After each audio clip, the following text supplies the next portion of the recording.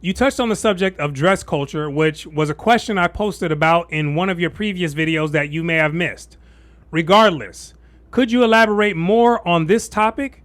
Ever since I started following your channel, your white color theme has always intrigued me, and I was wondering, what was your reason for doing so? Can you share your insights on colors and dress culture and how it pertains to Urpoise, and also if you have any reading recommendations on the topic? Thank you. Very good question, Snack Crumbs, and I want to thank you for asking it. Anyone else who has questions, be sure to leave them down below.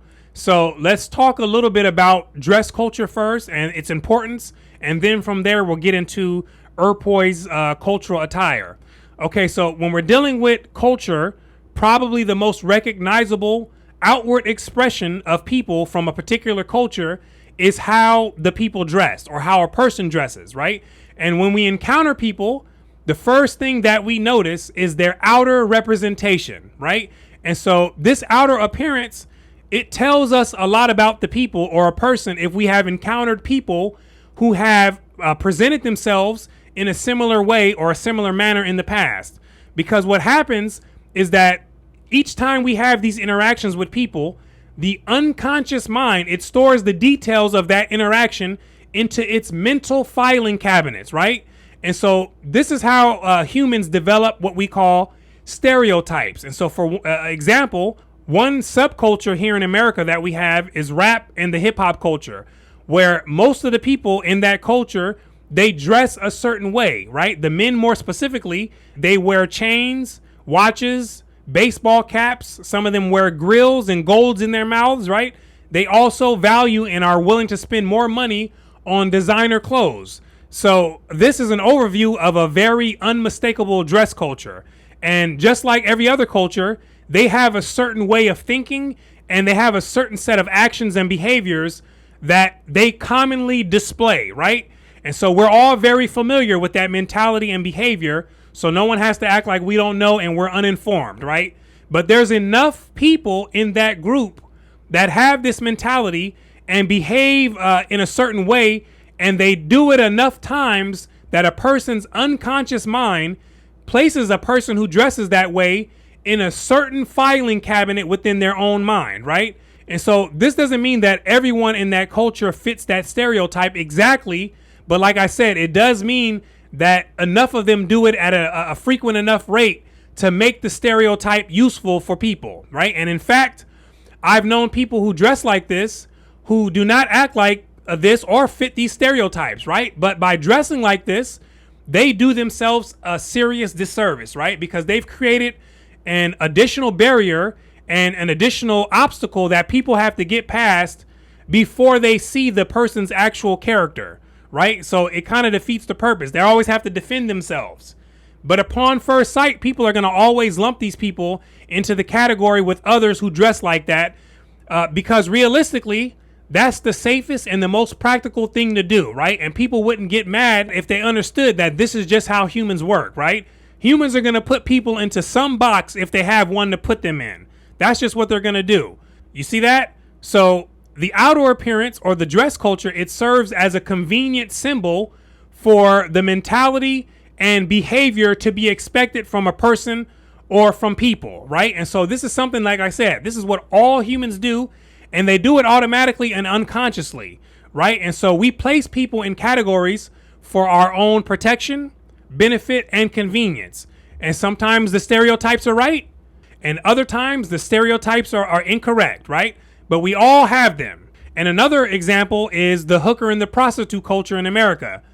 They have a certain dress culture, and they've had it for some time. They publicly wear short skirts, very tight pants, and very tight attire. And they wear attire that's revealing because they have the intent to seduce men for obvious purposes, right? So when men in particular encounter these types of women who dress like this, the men automatically are going to place them in a category of fleshly women, right? And from the attire that these women wear, it automatically attracts the type of men who are on the hunt, right? Because it gives off a type of vibration in the form of being a mating call. Now, in contrast, a woman who is much less revealing, she's going to detract these type of men who are on the prowl because by the clothing that she's wearing, she's giving off a signal that she respects herself and that she has something more to offer than just her body, right? So the dress culture is a powerful symbolic tool of communication, especially when someone knows how to use it. Now, the Hasidic Jews, they're a very good example of a group of people who clearly understand the importance of dress culture. And I realized this years ago when I visited New York for the first time.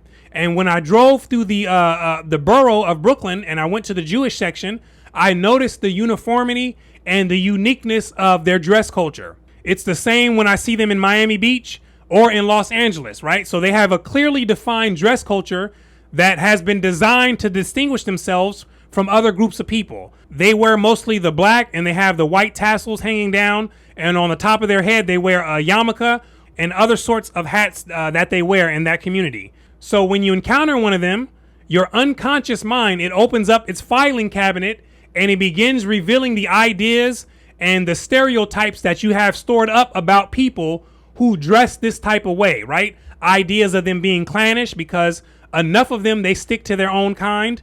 Rich because they do a lot better than most groups financially in America, right? And any other positive or negative ideas that you may have based upon your experience with them or other information that you have gathered regarding the people who dress like this and have this type of culture, right? But when I see them, my mind doesn't ping them as white Americans, even though they share similar physical features as white Americans. My mind says that those are Hasidic Jews because they clearly make a distinction between themselves and white Americans, both in their dress culture and in their culture in general, right? So the dress culture, it matters a lot, especially when it comes to identity and identifying others, which leads us into the Urpoise dress culture, right? Now, when we were coming up with how we wanted to represent ourselves to the public, we wanted something that would be symbolic and symbolic of something that we stand for, right? Something that represented us as Urpoise, people of the free world, right? Something that people could store in their mental filing cabinets when they see our dress culture, right? That these people are unified in their attire, their values, their standards, and their expectations. The people who dress like that, those people are raceless, and they reject the idea of being identified with people solely based on skin color. And instead, they identify with people based on the character and the culture of those people, right? The Urpoise people, they prosper in whatever they put their hands to do, whether it be relationships, careers, education, or health, right? All those things, they prosper. The people who dress like that, they're orderly citizens and they respect the laws of the land. The people, they're insightful, right? They're insightful people who look for meanings beneath the surface, right? They are supportive of each other and supportive of their community, and they're community focused, right? They're ethical and they do not try to seduce other people's husbands and other people's wives, right? They don't steal, they don't scam, and they don't get involved in other types of unethical activities. These and many other types of ideas are what we want linked to Urpoise dress culture. So when people see others dressed in this type of attire, they will link them into the categories of their mind with these ideas, right? So this goes into building a new reputation. And so what we chose as the outer appearance to represent the Urpoise people of the free world is a simple, classy look. We wear the white on the top half and the black on the bottom half, right? Which is the hidden part that you never get to see when you watch these videos. But it's there, believe me, right? And at the very top right here, this is where we have the white crown, right? Which comes in a few different styles. We also have the white shirt that also comes in a variety of different styles. And what I do is I just go out and I buy a bunch of shirts that I like and I keep it simple, right? It's so simple that I hardly have to waste any time thinking about what I want to wear, right? Which is one of the benefits of wearing the same scheme of attire.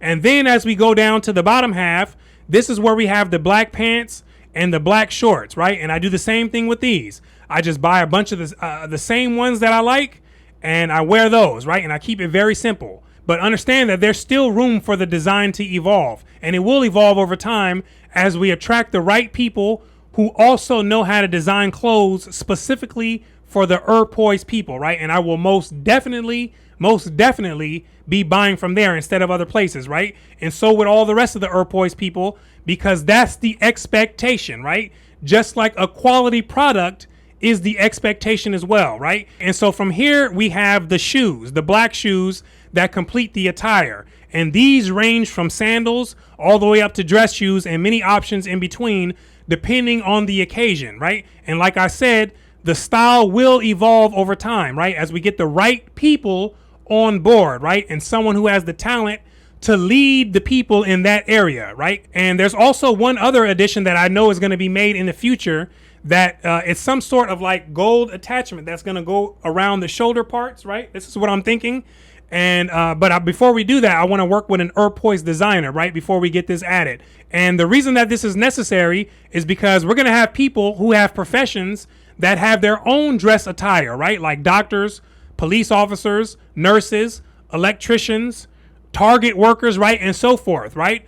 And so this piece, it can be easily worn on the top of these uniforms, and it can still be recognizable by any other person. So I can see that person and know that's one of my people right there, right? And it serves a similar purpose as like the yarmulke does for the Orthodox Jew. As soon as a person recognizes that yarmulke on top of their head, they ping them as a Jew, right? So the gold color attachment around the shoulders, that's intended to serve in the same capacity. Now, one last understanding that I will give out on the white and black color scheme is that they are worn in equal proportions, right? And this is to symbolically represent a balancing of the opposites and a balancing of the extremes, which find expression through the avenues of thoughts, emotions, and actions. And the one who does the balancing is the one who wears the Urpoise cultural attire. And so I want to thank you, Snack Crumbs, for the question that you asked. And hopefully I've been able to answer it in some way that's satisfactory. And anyone else who has questions, make sure to leave them down below. And I want to thank everyone for watching until the end.